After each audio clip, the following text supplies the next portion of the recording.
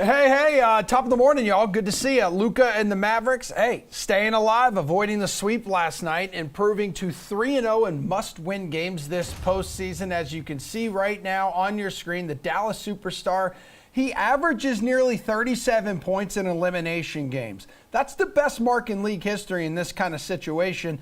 They made it rain threes, and then the game was delayed 16 minutes because it was literally raining inside. No word yet, though, on who Mark Cuban fired because of it. Welcome to The Sweat, though, presented by DraftKings. I'm Emerson Latzia. A ton on tap here for the next 55 minutes. So DFS and sports betting knowledge galore on the ice, the links, and the diamond, which, by the way, includes a special guest here in studio, Das Rocket, Jared Carabas, our newest DraftKings teammate. Yes, we talk Red Sox. Their scorching turnaround here in the month of May, his juiciest take for the rest of the way this season, and why he's showing love for his biggest rival, the Yankees and their fans. Batting leadoff in our show this morning, NBA panel, DraftKings contributor Julian Edlow, RotoWire's Nick Whalen. Good to see you guys. Before we dive into Heat and Celtics Game 5 tonight, the Mavs living to fight another day. As we've mentioned, Game 5 is going to be tomorrow back at Golden State. Is your money on a gentleman's sweep here, Jules? Yeah, it feels that way. We saw how Golden State responded. They had a chance to close out Memphis on the road in the last series. They got mopped, and they came home and took care of business, and it feels like a pretty similar situation. Not to mention, when this NBA Finals is set to start, whatever it is, next Thursday, if the Warriors can close this one out at home, they can just hang out for a week at home, rest, prepare for this Eastern Conference team that's going to be coming off a slugfest. Whoever it is, we know it's going at least 6, and we know both of these teams are very dinged up right now. Just a huge advantage for Golden State if they can just close this out at home and go into cruise control, and the spot kind of dictates that they will. Obviously, not a hot take as a 7-point favorite, but laying the points with them, money line parlay piece, whatever. I think Golden State's in a good spot. Whalen, in NBA history, 146 teams have fallen into a 3-0 series deficit. 0 have gone on to win the series. So if the Mavs are going to become the first team to do it, I'm just saying it's going to have to look a lot like last night. Yeah, it is. I think, excuse me, I think last night was pretty much the blueprint for Dallas. And all of the three-pointers that were not falling in what felt like a must-win Game 3 started falling in Game 4. They had 20 three-pointers as a team, 20 of 43. Reggie Bullock was 0 of 7 from 3 in Game 3. He goes 6 of 10. Dorian Finney-Smith got in on the act. Maxi Kleba emerged from his basically a case of the yips, it looked like, in Game 3. So this is definitely the blueprint for Dallas. I mean, the question is, can you do this 3 more times? And 2 of those games are going to be on the road.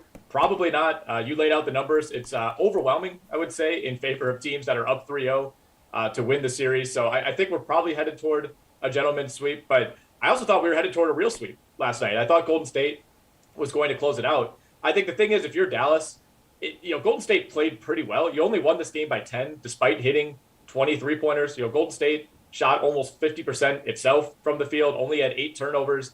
If Dallas doesn't have this otherworldly night from 3, this may be another game that they lose in this series. So I know a lot of it was Golden State, piling on points in the fourth quarter, but obviously it's good to get the win if you're Dallas, but I think we're probably heading toward a 5-game gentleman's sweep. Okay, Mavericks plus 1,500 here to win the conference. Golden State Warriors currently minus 3,500 there on the DK Sportsbook. Celtics minus 190 to win the East. Heat plus 160 there. Let's go to that showdown contest for tonight. It's going to be Game 5. It's in Miami. Jimmy Butler is going to cost you the most in the captain spot, 16-8. Then you got Tatum, Brown, and Adebayo before we get into a long list of questionable players. Who is your favorite choice for captain, Jules? Yeah, I mean, the injury list in this game is ridiculous, and it's not just the Heat rolling out an injury report that's all garbage. There's a lot of guys that are actually have their status up in the air for this game, particularly Lowry and Hero. So, and on the Celtics side, it wouldn't surprise me if Marcus Smart or Robert Williams played or didn't play. I think they're both genuinely questionable. So we have that going on. If you believe our friends here in Boston over at the Sports Hub, who we have some shows with DraftKings, They seem to think that a couple of Heat players did not make the trip back to Miami due to COVID, which Ira Winderman, beat reporter for the Heat, shot down, but didn't completely close the door. I don't know what's going on there or not, but there might be more news to come on this game. So it makes it really difficult. Long story short, it's really hard to do anything until we know the list. But I'll say, fading Jimmy Butler is a definite. He looked awful coming off of the knee injury that cost him the second half. So him being the most expensive player doesn't make sense to me. I would captain Bam Adebayo if Rob Williams were to sit and look for that bounce back game with him, especially with Butler not being 100%. Otherwise, I would just look to go Tatum or Brown. Okay, how cautious? You obviously have to be cautious here, Nick, when it comes to building out this lineup tonight. But like right now, from what we know, who is your captain going to be?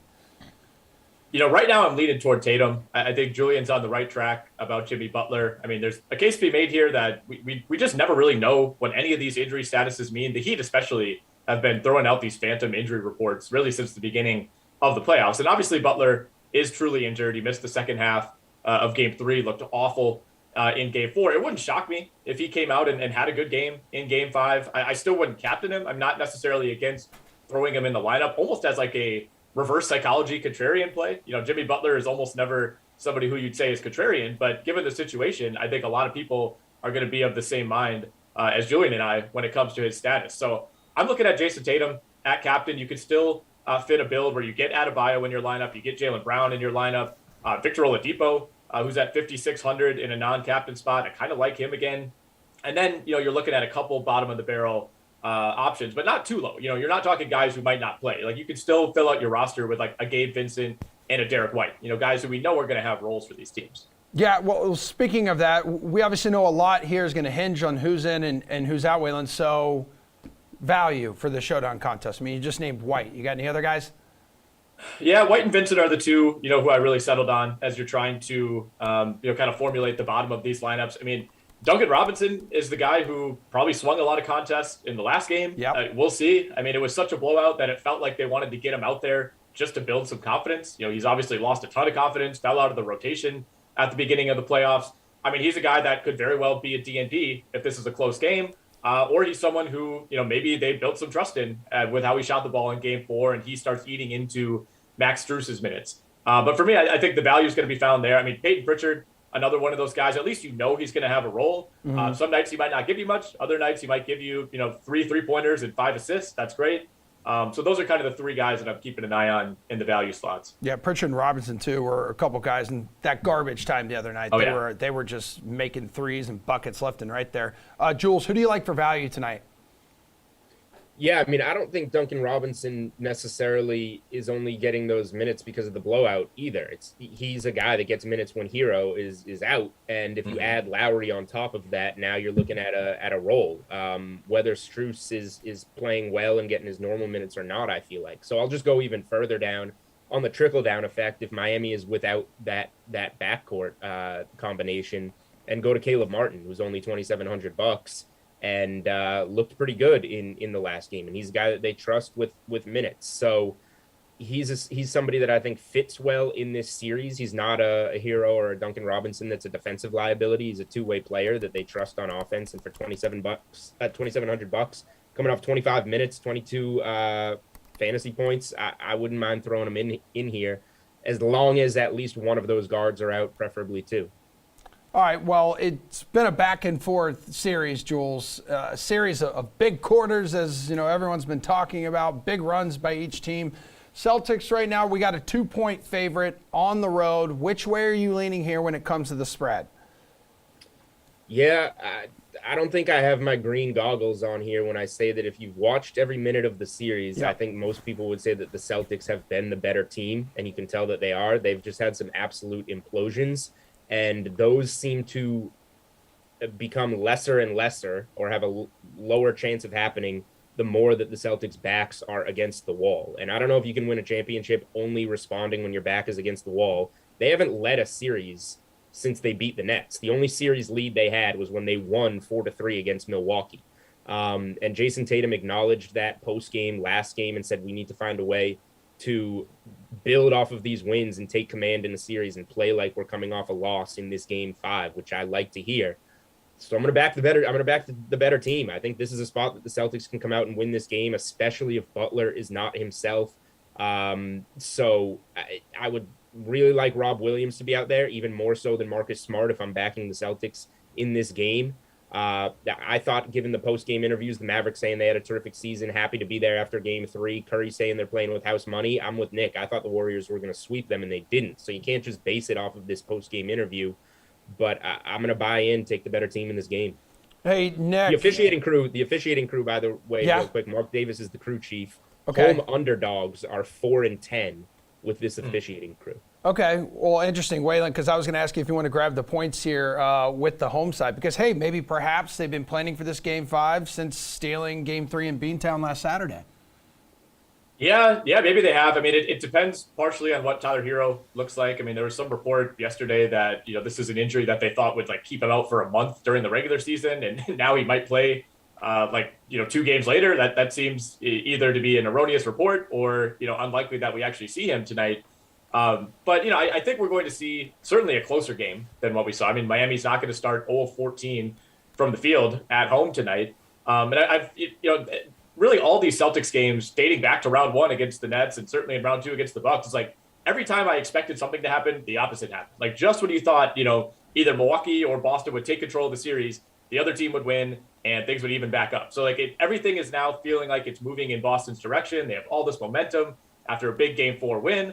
I think the smart pick is to take the Celtics with the points on the road. Miami's banged up. Boston's banged up too, but the injuries don't seem to be really affecting them quite as much as they are for Miami. But it feels like something weird is going to happen tonight. For some reason, I kind of want to back the Heat at home. It feels like they kind of knew they were going to lose Game 4 or we're okay with it and want to win Game 5 at home. I'm doing a really bad job laying out exactly why I feel this way, other than I'm trying to fade myself, essentially. All good. I got one more for you. I need you quick on it. Games 1, 2, and 3 went over the total. Game 4, we know, wasn't under. It was just ice cold from the start. So tonight, looking at this series, 204, the lowest it's been through 4 games. You like the over or the under here, Jules? I have no idea. It's been all over the place. I'm not going to pretend like I have a take on the total. I think because it's set so low and because we're coming off such a poor shooting game, I would just lean to the over and say that these guys that are, some of the best players in the world in the Eastern Conference Finals are going to be able to score. So give me the over at a discount, I guess, if I got to go there. All right, what do you want, Waylon? Same here. I think we're seeing a little bit of an overcorrection. I mean, the first 3 games went over this total all pretty easily. And I think, the line is a little bit spooked by the Heat putting up 82 points in Game 4, including 11 in the first quarter. So even if you like Boston by a lot tonight, Miami's probably not scoring 82 points again. All right, guys, love you, mean it. Speaking of Game 5, we're going to preview tonight's meeting between the Blues and the Avs coming up. Some best bets to bet and players to roster in DFS. But first, I had the absolute pleasure here of chatting with one of the newest members of DraftKings, the Rocket himself, Jared Carrabis. Apparently, this man stays hot. So we talked about the MLB season so far, his surprising MVP pick, and where he thinks the Red Sox will finish this season. So buckle up, baby, because here we go. All right, back here on The Sweat, you are looking at the takeoff. So a new little segment we have here with Jared Carrabis, and that is uncanny, my dude. Yeah. How do you feel? I think it's great. I mean, I would love to add some tattoos. The eyebrows, Okay, my eyebrows stink. I don't know if you've seen them. They're just not there. Can I tell you a little that's secret? probably the weakest part of your face. Can I tell you a secret though? Yeah. I have to use beard dye on my eyebrows just so you can see them. Is that because the hair is too light? Too light. Yeah. Okay. Yeah. Well, I've got it's a little tip of the trade. I've got a great eyebrow lady at Mini Lux here, just like a block away from the office. So I'd love to check it out. Yeah. Yeah, she's wonderful. It's wonderful to have you here in studio. It's good to see you. The takeoff. You're going to give us some of your Major League Baseball takes right now. It's really simple. I hear you do that for a living. I do. We'll start with the Red Sox because the Red Sox this season, man, they started off cold. What was it, 10-19 through May 8th? Everyone was panicking over Trevor Story's production. Not you. Not me. You're always so cool, calm, and collected. Yeah. You never freak out about anything. Sometimes. Well, you know what? Everyone's freaking about how Trevor Story now is just going nuclear. Like, how do the Red Sox keep this run going? Because they've got 3 teams to crawl over still in the division. But they're getting close. They are. They're getting close. I think you can tell when people panic too early that it's a sign of inexperience, which is a good thing. That means, hey, you're trying out baseball. That's also great. a Boston sports thing. People Sure. love to panic here. Sure. I think that if there are overreactions to baseball, it's always, you see a lot of Yankee fans are getting excited about having the best record in baseball in the month of May. It's like, cool, you still have 5.5 months to go for the World Series. It's a long season. It's a long season is what I'm trying to say. And this team, at the start of the season, a lot of people were like, yeah, this team, it's virtually the same team as last year. Maybe it's a little bit worse. Maybe it's a little bit better. We don't know. You add Trevor Story to that mix, and I think that him not performing offensively was one of the biggest reasons why they weren't very good, because you had Devers, you had Bogarts, and you had JD Martinez, and the rest of the offense didn't do a thing. And you just gave Trevor Story $140 million to come in and do what he's doing in this Seattle Mariners series, which is just hitting the, it's five home runs. Yeah, 5 home runs and 13 RBI. That's a big series for him, but he has to stay consistent with it. I think he said too recently, it just takes a while to adjust when you get to a new market, new team. He even referenced going to the grocery stores different, and there's nothing worse than trying to find a new grocery store when you go to a new neighborhood. I think you realize that. Yeah, a lot of one-way streets here in Boston. It's true. It's an absolute pain. Yeah. So your Red Sox MVP so far. I mean, I know Story's got to be really over the last 11 games for sure, but up through those a quarter of the season, who's it going to be? Rafael Devers. Okay. Rafael Devers right now, top 10 in the majors in wins above replacement. I think he still has the most hits in the league. He's hitting 360-something. I mean, it'd be tough to. I mean, JD Martinez deserves consideration, but because you also have Rafael Devers playing in defensive position, which, by the way, I don't want JD playing in defensive position. The splits when he's in the outfield versus when he's just a DH, night and day. So just let him DH. That's fine with me. But Rafael Devers has been one of the best players in baseball, not just on the Red Sox this year so far. I feel like you're even seeing some teams adjust their defense just to this guy. Yeah, I mean, his I was looking at the average exit velocity because Franchi Cordero hit that walk-off grand slam on Sunday, and I was like, I want to see where Franchi is in average exit velocity right now, because he hits the ball really hard. And then you have Franchi was right in 89 miles an hour, and then you had Rafael Devers was leading the team at 96 miles. He hits the ball hard every single time. So Devers, Bogarts, Martinez, Story, they have a 929 OPS and 20 home runs this month. So pretty good. Sox kind of getting a little hot there, right? Mm-hmm, pretty good, yeah. But we're not going to say it, right? No, we're not going to say it. We're not going to say it. I didn't just say it. Maybe we could bleep that out. Yeah, we're not going to say it. MVP race in the American League. Who's leading that in your opinion right now? In the American League, so here's what I didn't want to have happen with this award is have it become the WAR award. Whoever has the highest wins above replacement, that's who we're going to give the MVP to. I didn't want that to happen because that is right now, that is Mike Trout. But if I had a vote, the season ended today, I would vote for Aaron Judge. I would. Wow. Does that hurt you to say that? I like Aaron Judge. Good guy.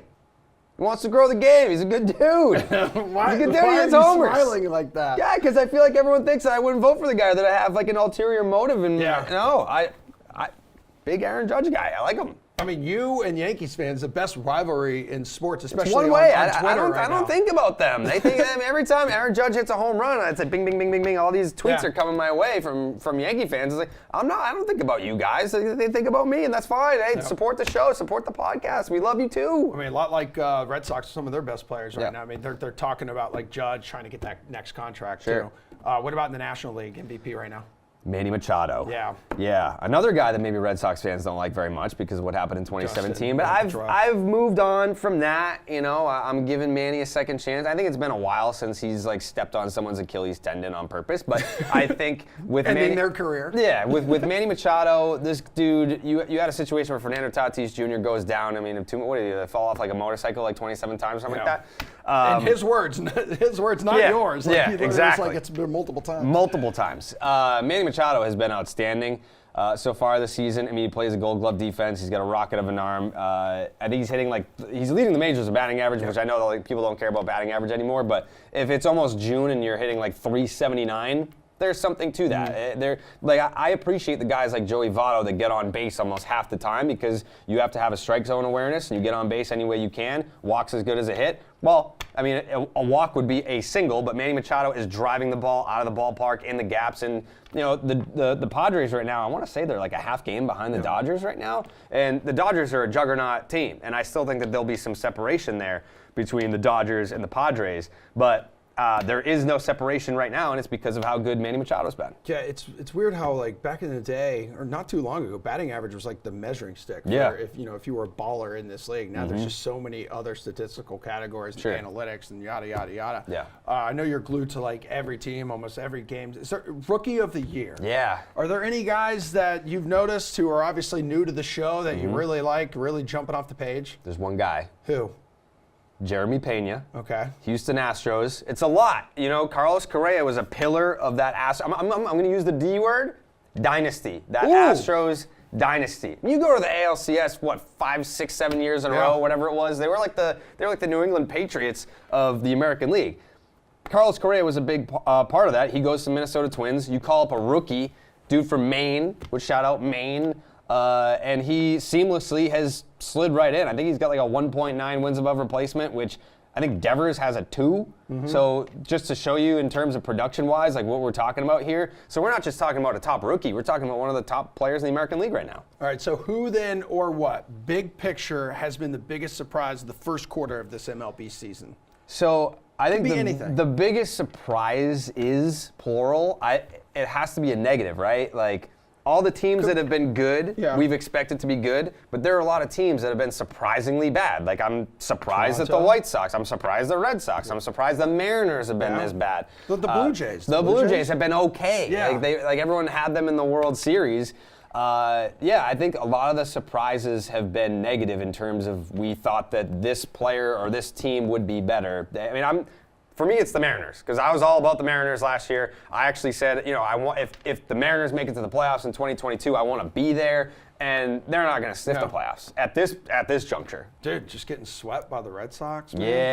Yeah. And those were games too where they had like the 4 or 5-0 lead, and all of a sudden Trevor Story's like, I'm going to outscore you on my own. They had a 4-0 lead. Yeah. They had a 5-0 lead. They lost both of those games. What is your hottest, juiciest take right now looking at the rest of the MLB season? Baseball's about to be like right there in the spotlight with NHL and NBA ending too. So what do you got? I don't even know if it's a hot take. Is it juicy? A little bit of juice? I think it might be. Moisture? It's not. It might be juicy and hot to the people. Okay. You don't have to I don't force know anything. if it's juicy to me though. I don't know if it's juicy to me, because to me, just say it. Say it. I'm going to say it. Say it. I'm going to say it right now. Say it. Go ahead. Say it. The Red Sox are going to the World Series. Oh my God! All right. You wait to see. Did you see how pumped up Heim was? Yeah. After that walk-off grand slam? That was amazing. That's a man who believes in the team that he has right now, and that's a man that has the assets to go out and make this team even better. You know who I was talking to? I think it was Will Middlebrooks. Or it was either Will Middlebrooks or Johnny Gomes. One of those two guys who both have World Series rings. It's like, I was talking to this guy, or a former manager of theirs. You go into the front door, right? You try and unlock that door. It's locked. You can't get in. You go around the back of the house. Guess what? Back door is open. Yeah. You go in. Yeah. It doesn't matter how you get in.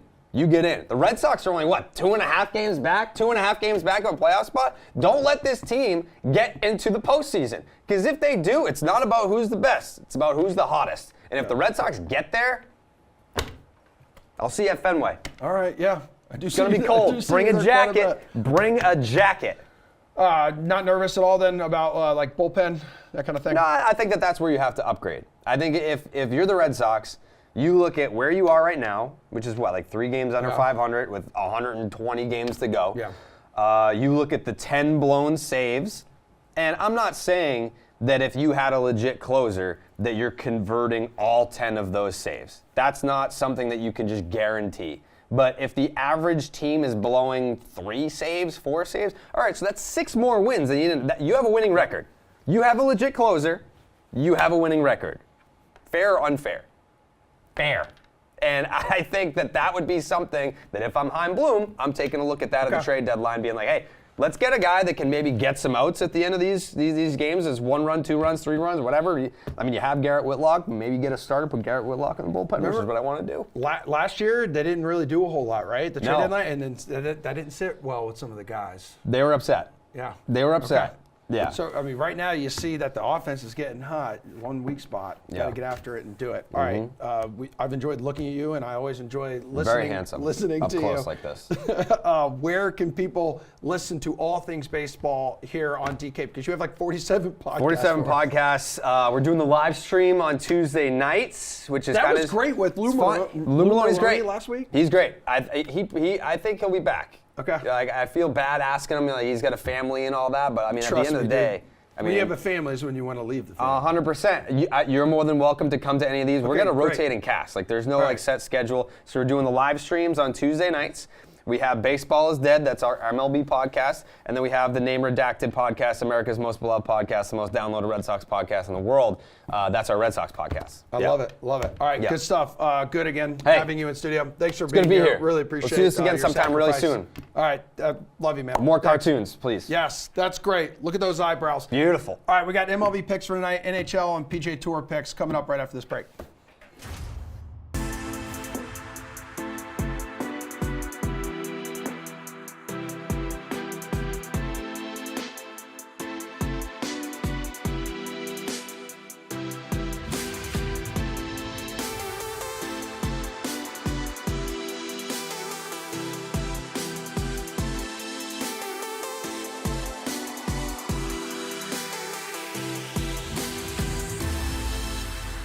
All right, awesome having Jared in studio. Looking forward to having that a little more often now throughout the season. Let's go north of the border. Let's head to one of my favorite Canadians on this planet. RotoWire's Paul Bruno here to talk some sticky puck before we preview tonight's Stanley Cup playoff action here. Paul, your tweet like moments ago. This is ridiculous. The ball too good for its home. You came this close yesterday from within your second hole-in-one. How painful is this? Well, if I didn't have one in my back pocket already, I'd have been really upset. But you know what? I took it in stride better than I thought. Now that I reflect on it, I thought I should have blown it in or something like that. But yeah, were you playing by yourself? no, my wife was there, and we joined with a couple other people that came on too. So I had witnesses. Okay, you have witnesses that this wasn't just like placed there and you're hoping for this to go legit. viral. Okay. Also, save some hole-in-ones for the rest of us, dude. Like, I don't feel nearly as bad for you because you already have one, all right? Okay. Show off. So you got done playing golf. You're able to watch all the Stanley Cup action last night. Are the Hurricanes ever going to win a game on the road, for crying out loud? I guess they don't have to in order to get this to the finals, right? The Eastern Conference Finals. But, like, you're going to have to at some point if you want to hoist the cup. What's the line? You're Clark Kent on the road and Superman at home. I guess that's the way they're operating. But that series has kind of gone the way I expected. It's been a low-scoring affair, and the Rangers bounced back right behind the big boys. The funny narrative about these playoffs is that all the big players on the teams that are winning are performing. They're lights out. Look at the Oilers. They're getting, of course, McDavid is just playing at a possessed level. Mike Smith has raised his game. And the guys that I called yesterday, Hyman and Ryan Nugent-Hopkins, chiming in with goal scoring. And then Evander Kane, can you imagine what his next contract's going to look like after this playoff run? What do you think about the Flames? Are you going to give them any chance here to come back in this series? Plus 450 on the DK Sportsbook to win the thing. You know what? People are saying, and I agree, this is a 3-1 series that I'm still giving the Flames a chance to come back in this set because on the season they were the better team. They have the better goaltending. Mike Smith playing out of his mind. I don't know how long he can keep that up. And, is McDavid ever going to slow down? I don't know about that, but certainly his supporting cast is playing out of their minds too. So there's a lot going well for Edmonton, and I wonder if it can turn on a dime and we still have a series that can go longer. Yeah, some people expect this series that we're talking about now to kind of end tonight. We got Game 5 between the Blues and the Avs. Colorado's looking to finish off St. Louis like at home here too. So let's start with the DFS Showdown contest. Paul, who would you make your captain? I like the Avs in this one to wrap it up, and that means I'm going to go with Darcy Kemper in the Nets to rack up big points with a decisive goalie win. I think the injury to Binnington at the other end of the ice took the wind out of the Blues' sails, And Colorado has proved to have too many weapons, and I think they're going to shine tonight. Okay. All right. Like it. What about a good value play, though? Or any good, stacking options here? Well, you got to look at the Colorado offense to put an exclamation point on the series tonight and remind our viewers that much of their attack begins from their defense. And, of course, when we think about their defense, we think about Cale Makar. But I've been touting Devon Taves all season long, just continuing to pile up points, including the regular season, Emerson. He's got 63 points in 74 games. And nobody's talking about this guy in the same breath as some of the other top-scoring defensemen. He's averaged over 11.3 DK points all season long, and he does it in part because he also blocks some shots. So he doesn't get the publicity that Makar does, but is very involved in their attack. And I think he's a guy that shouldn't be overlooked tonight. Would you bet the Blues plus 210 to get back into this series? Not a chance. I think they must realize that the jig is up, and Colorado's just got too much going for them right now. On home ice, the Avs are just about unbeatable, and I expect to see the teams lining up to shake hands at the end of tonight's game. It's that simple, really. How many times will the biscuit be put in the basket tonight? I think we got over/under total here of 6.5. Well, you look at Colorado can almost get there on their own most nights, and I think they're going to try and put that exclamation point on the series with a home ice win, meaning that I see them scoring at least 4 or 5, Emerson, and that leaves the Blues to only get a couple to have us reach that line, and I think that's a reasonable play. What about the props department? Anything you like for tonight's game? Only game on the slate. Yeah, I'm looking for the big line to shine. Randon and McKinnon to get over 1.5 points for payoffs of 165 and 140 respectively. I'll also take the over for Colorado only to score over 4.5 goals and pay at plus 165. I think that they're gonna sign off in style tonight. Are you playing golf again today? Yes, sir. Right after this. All right. Best of luck, man. You got to finish it off next time. All right. All right. I'll blow harder. Yeah, for sure. Right. Don't forget you can break out the foot wedge too. Don't forget about that. Yeah, wouldn't that be sweet? Yeah, it certainly would. Good stuff. We'll catch up with you a little bit tomorrow, dude. We will talk some PGA Tour because we got some picks to share with you with Len and Jeff. They're joining us right after this quick break.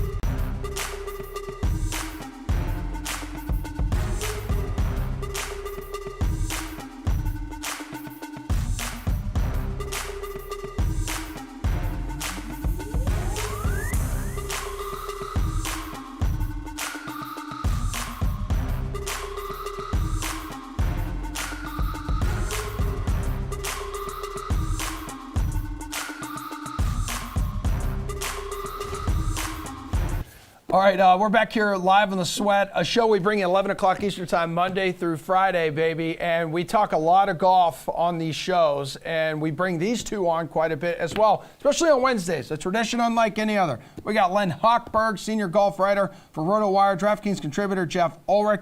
We got a price check here, guys. Let's take a gander at some salaries for this week's Charles Schwab Challenge. Let's start 10K. You got 6 golfers here to choose from in this group, including world number 1 Scotty Scheffler, who didn't look so hot last week. 11-2, top of the list. Who here is willing to pay a premium for this guy? Ulrich? No, I don't think I'll be paying premiums for Scotty Scheffler. Much like last week, I think the play here is simply to just go down a few notches and take the better upper tier value in Jordan Spieth. Reminds me a lot of where Justin Thomas was sitting in the salary structure last week, about $800 behind Scheffler. Just playing insanely consistent golf, gaining over 7 strokes ball striking in 4 straight events. This is the best we've ever seen Jordan Spieth hit the ball, and I'm including like his run from 2015 in it. The off the tee play is right up there with the elites now.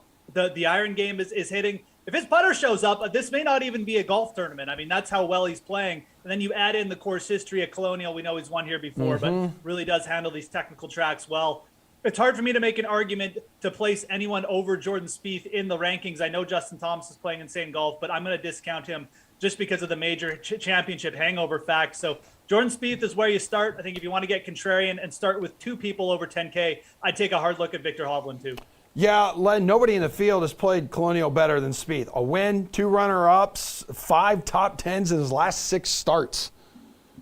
Yeah, I mean, I'm not one to track these things, but we could see record ownership for Jordan Spieth this week when you combine the way he's playing, his course history, and the fact that he's Jordan Spieth.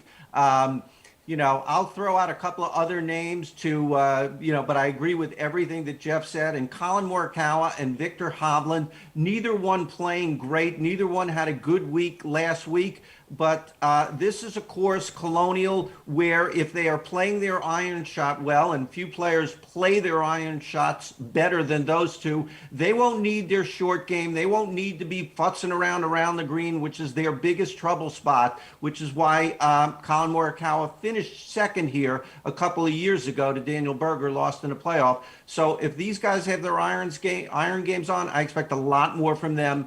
A couple of variables off of Jordan Spieth. Well, speaking of Berger, he's in that 9K range, Jeff, and I know you've been pushing Berger a lot the past few weeks. I have, but I'm kind of ready to just give Daniel Berger a little bit of a break here. Maybe it's just like the major championship thing. I won't be shocked if he bounces back. These are typically the par 70 courses that he loves, and a slightly easier field, just a little bit easier setup does definitely lend itself more to Daniel Berger. So I really don't hate him. Like, again, I think if you pair like Jordan Spieth with Berger, you're going to get quite low ownership on him. So from a GPP perspective, yes, I still think the best play in this range is Abraham Answer at 9,300, coming off his best ball striking week of the year. These courses just set up really good for a guy like Answer too. I mean, they set up well for Berger, who's really improved his accuracy off the tee, but Answer third in accuracy off the tee this year. I mentioned like the iron play is coming. He's a player who can get really hot with his putter. He's actually 12th in strokes gained putting on bent grass greens. That's what we're looking for this week, folks. Guys who can gain a bunch of strokes on approach and then just lace in a bunch of putts on these bent grass greens. You will not see many 3 putts. You're going to have to sink your birdie opportunities. I think Answer can do both. At 9,300, he's definitely one of my favorite plays in the 9K range. I didn't realize Answer gained around 6.5 shots tee to green to crack the top 10 last week. So, yeah, that was a hell of a week. He was right there on Sunday. Yeah. He started at -4. Like, could have easily been in the playoffs too if he had played well, but he didn't. Len, to honor Reed T. Fowler and him bringing a child into the world, how about Tony Finau, $9,100? Yeah, I'm not big on Tony Finau this week. We haven't seen too much out of him this season. I guess he returned at Mexico and had a good week, and then everyone, including me, a little bit, okay, is he finally back? And then we saw he wasn't back. So no, there were a couple of guys in the nines that I like. The top guy, Sam Burns, and the bottom guy, as Jeff was talking about, Daniel Berger. There are 9 par 4s on this course under 450 yards. It's by my count half the tournament. There are a lot of short par 4s, and 2 stats I'm looking at this week: par 4 efficiency 350 to 400 and 400 to 450. There are 4 guys in the field ranked top 25 in both of those stats. Berger and Burns are 2 of them. Spieth and Justin Rose, the other 2. Berger's been very quiet this year, really hasn't contended, maybe the Honda, but this is his course, and he's a very favorable price. I think he'll be a little under the radar. Man, Burns is one of those dudes who just runs so hot and cold. So he's posted 8 top 20s, including a couple of victories, but also like 5 missed cuts in this 2021, 2022 kind of wraparound season, Len. It's bizarre. Like, you don't know which version is going to show up. Yeah, I think part of that is that he's still a young player. I think the consistency will come when he gets older. But obviously the fact that he's playing well many weeks and winning tournaments still, he just had another win fairly recently, bodes well for Sam Burns' future. And as we go to the 8K range, Jeff, here's a dude you've mentioned also like a few times because you and I tend to talk a lot of golf together. Tommy Fleetwood. I mean, that was a fantastic finishing stretch at Southern Hills, vaulted him into the top 5, continuing like a quietly steady season for him. Yeah, no, I mean, look, it's nice to see Tommy Fleetwood bouncing back to form. I'm going to be the guy who just has seen enough from Tommy Fleetwood in these situations, though, where he's coming off a major, everyone loves him again, everyone makes him their pick, and then it's just like, it's like T30 or something, or it just doesn't happen. I see the appeal in Tommy Fleetwood, but I see more appeal in going down, like to Webb Simpson here. I would rather just take like the easy mark here in Webb Simpson. This is such a Webb Simpson setup. He's played here 4 times over his career. Twice of them he's finished well inside the top 10. Again, like Webb Simpson was injured earlier in the year. Now he went to the PGA Championship, a long course, definitely not a Webb Simpson course, and he finished really well. Like top 25, gained strokes throughout the bag. I think you have to play him at 8,700.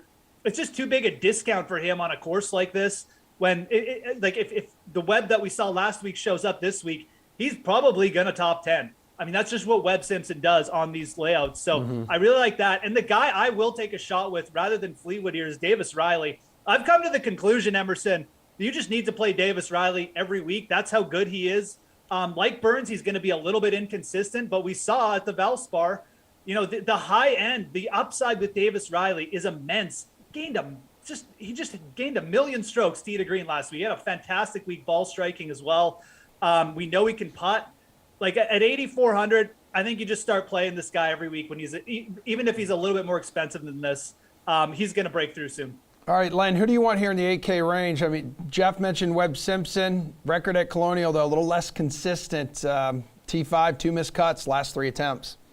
Yeah, going back to Tommy Fleetwood, I'm going to caution on Fleetwood and even Davis Riley, and I'll tell you why, because neither one of these guys has played this course before. And we see that experience matters at Colonial. It's not a bomb and gouge track. You got to play your angles, second shot, a lot of different variables, and we see older champions win here much of the time. Last 20 years, 18 of the champions have been over 30 years old. That speaks to experience. That speaks to not growing up in the bomb and gouge era.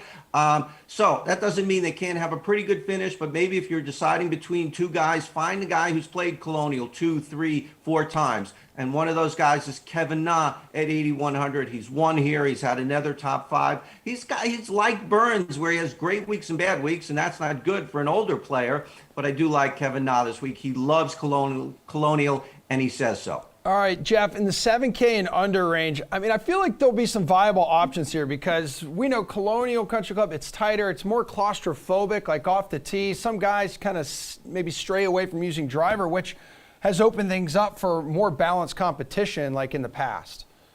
Yeah, I mean, even in the 7K ranges, there's a ton of playable players, but to me, like there's a real drop off like after you get down kind of like 7,700. But there's 4 or 5 players above 7,700 to like 7,900 and they're going to be popular. And we've got Brian Harmon, we've got Rose, who Len already mentioned, Chris Kirk. The guy I actually like better than all of them is Gary Woodland. And you think of Gary Woodland, you don't necessarily think shorter tracks because he can get it out there off the tee. But he has typically handled these kind of courses really well. He's got a win at Copperhead in his career. I think it's a very comparable setup with skinny fairways with some dogleg. He's top 5 at Sony Open a couple times. Gary Woodland's playing really, really consistent golf. And let's not forget, 2 months ago, this guy had a 1-shot lead over Scotty Scheffler at Bay Hill with 2 holes to go. Like, he is playing good enough to win. The approaches are there for him to win at a course like Colonial. And he's a better putter right now, like later in his career than people give him credit for. So I think Woodland has a chance to be the lowest owned of that group, like Harmon, Kirk, Rose.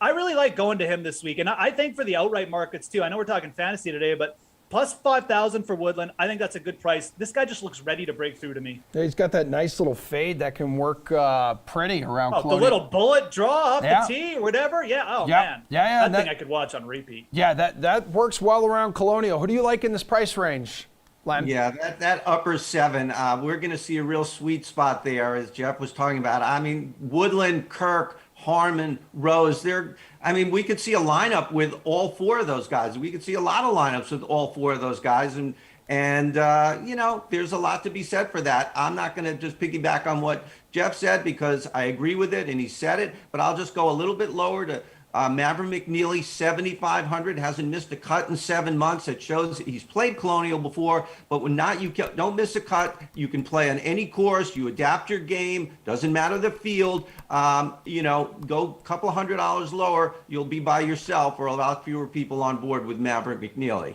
Yeah, we got to talk to our folks at DK. He doesn't even have a headshot. Like, come on now. Let's go slate-approved pick, guys. Who will be the top scoring DFS golfer this week, Len? I'm going to go out on a limb and say Jordan Spieth. I was thinking, what am I going to say? Am I going to do I want to say Jordan Spieth? Well, that's not helping anybody. But now you even said it. Who's going to be the high scorer? And I think he's going to be, even if he has the same 15 under, 12 under as somebody else, his score is going to be higher because he's going to have more birdies, because he's going to have more missed 3-foot putts for bogey. He's just going to be the highest scorer, and of course he may win the tournament as well. All right, where are you going here, Ulrich? I'm going to go with my guy, Gary Woodland. I don't know. I've just been really feeling good about this. Like I said, the putting upside with Woodland, I think, is there. A lot of confidence with that club right now, it feels like. And I just feel like he's ready to break through. So Jordan Spieth, definitely from a probability perspective, he has the best chance, in my opinion, of being the highest scorer.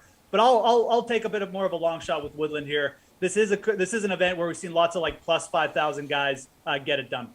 Okay, you and I will talk a lot more golf. We'll talk some hockey tonight, 5 o'clock on the slate on the DraftKings YouTube, Twitter, and Twitch pages. Julian Edlow reportedly will be joining us to talk some NBA. We got one more. Yeah, I know, it's incredible. I had to beg him to do it, which is a low point for me. We have one more break to go. We have one more block to go. We will cover the bases, favorite DFS and sportsbook plays around Major League Baseball tonight.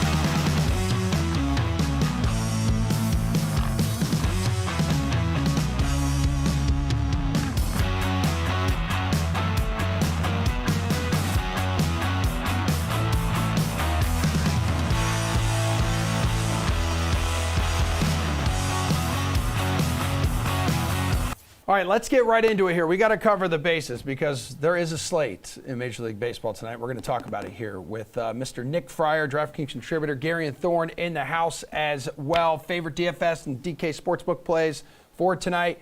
First base, best DFS pitcher. Who you got, Gare Bear?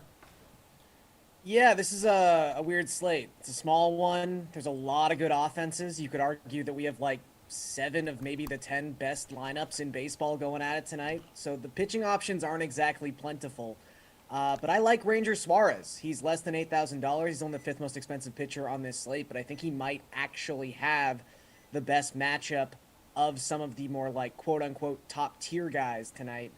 Suarez got a little bit beat up in his last start against the Dodgers. That sort of ruined all of his overall numbers for the season, but across his last 3 appearances, he's actually been pretty good. He's got a 2.81 FIP.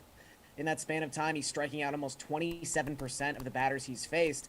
And that's the key here because the Braves can hit, but they also swing and miss a ton. In the month of May, they have the highest strikeout rate in baseball, up at 28.8%. So I think Suarez kind of provides some floor. He's like a solid pitcher. He hasn't allowed more than 3 earned runs in a start so far this season. You take that floor, you combine it with the ceiling that the Braves offense can give you with that swing and miss, and I think he's the best option tonight. All right, about $2,000 less than Giolito on the main slate, who is going to be the highest priced pitcher there. Who do you want, Fryer? Giolito is definitely not a guy that I want a part of. And honestly, looking at this whole slate, I mean, Darian talked about how gross it looks. You also got some weather concerns with some of these games. Yep. So you got the White Sox game, you're worried about the weather there. Because I would like Rich Hill a lot in this spot. if the weather was an issue, because he's at 7.1K, and if you look at his peripheral numbers, they've been good. But I'd rather, if that game does get rained out, if we do run into weather issues, I think Reed Detmers is a guy you should look at 8.4K going up against the Rangers. Look, as much as he doesn't have a ton of strikeout potential, the Rangers are striking more out against left-handed pitching. And you look at some of their other numbers, as much as they have like an ISO just outside the top 10, some of their other numbers against lefties are getting worse. And look, I don't like Javier against the Guardians that much, because that's a team that doesn't strike out a ton against righties.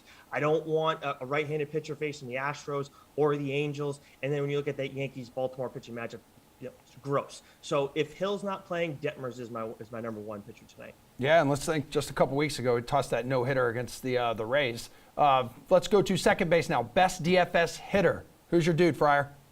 Yeah, so I like Jeremy Pena a lot in this spot against the Guardians. Cal Quantrill, who's given up a decent amount of hard contact against right-handed hitting this month, a 36% hard contact rate, 15.2% soft contact. And also given up a healthy amount of line drives in the course of all this too, 28.1% line drive rate. And then when you look at Pena, he's getting a ton of line drives off of right-handed pitching this month, as much as he doesn't have a ton of hard contact. But that line drive rate's up to 42.4%. He's got 7 home runs against right-handed pitching 7 home runs this season, 5 against right-handed pitching, 4 of his 5 doubles. We haven't seen an extra base hit from him in a while, so I think he's going to bust out tonight against Quantrill. All right, Gare Bear.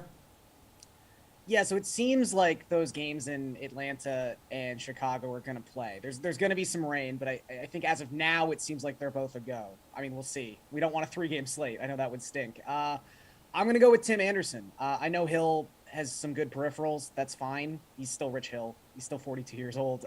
Tim Anderson, 330 career hitter against left-handed pitching. So far this season, hitting .519 with an .815 slugging percentage against left-handed pitching. And just overall, in the month of May, he's been one of the hottest hitters in baseball. He's got a 195 WRC plus since the calendar turned from April. This is what Tim Anderson does. He hits left-handed pitching. So when you've got even if you want to be generous, average left-handed pitcher going to the mound for the Red Sox tonight, I think that Tim Anderson's in a fantastic spot. What about value as we take ourselves to the third base corner? Garion.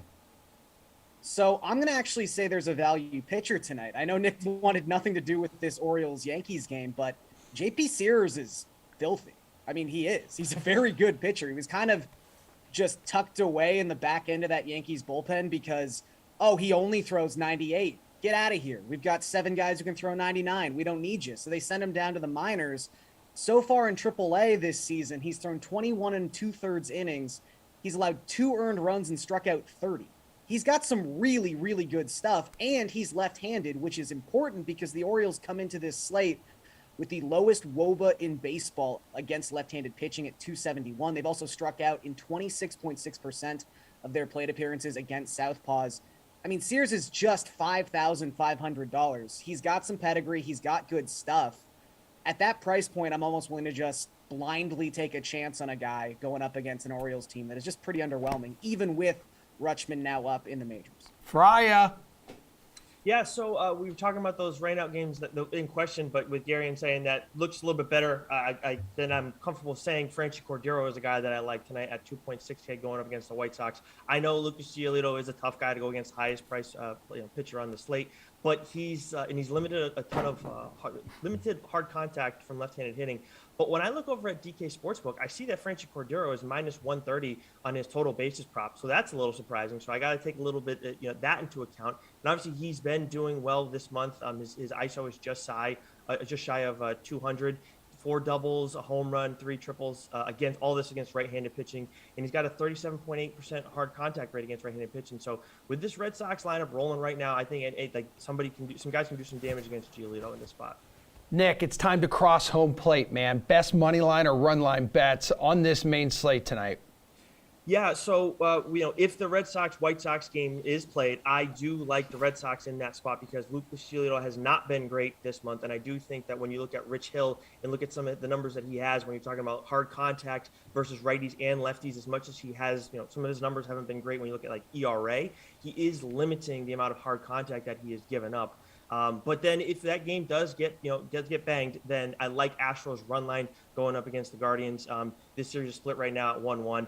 They have only lost the Astros only lost one series this month. Again, that was against the Red Sox, who obviously have been hitting really well. You look at Cleveland's bullpen, that their FIP indicates some regression, and I know the Astros, you could say the same too. Looking at their FIP this month versus their ERA, but still they're one of the better bullpens in the game right now. Gary Bear, what do you got? Yeah, I'm also going to take a pretty sizable money line underdog. I just don't really understand this line between the Phillies and the Braves. I know Charlie Morton's been slightly better his last 3 starts, although he got roughed up by Miami his last time out. I think when you just put all the cards on the table in this contest, this should be about a pick 'em. However, the Phillies are plus 150 in this spot, despite the fact that for the season as a whole, by any metric you want to use, whether it's slugging percentage, WRC plus, WOBA, they've had a better offense than the Braves, and Ranger Suarez has been better than Charlie Morton. Morton's got a 4.81 expected ERA so far this season, and like I said, I like Suarez tonight in this spot against Atlanta. So I think when you're looking at the Phillies being that sizable an underdog, I just think there's some discrepancy there. Guys, nice work. Appreciate you.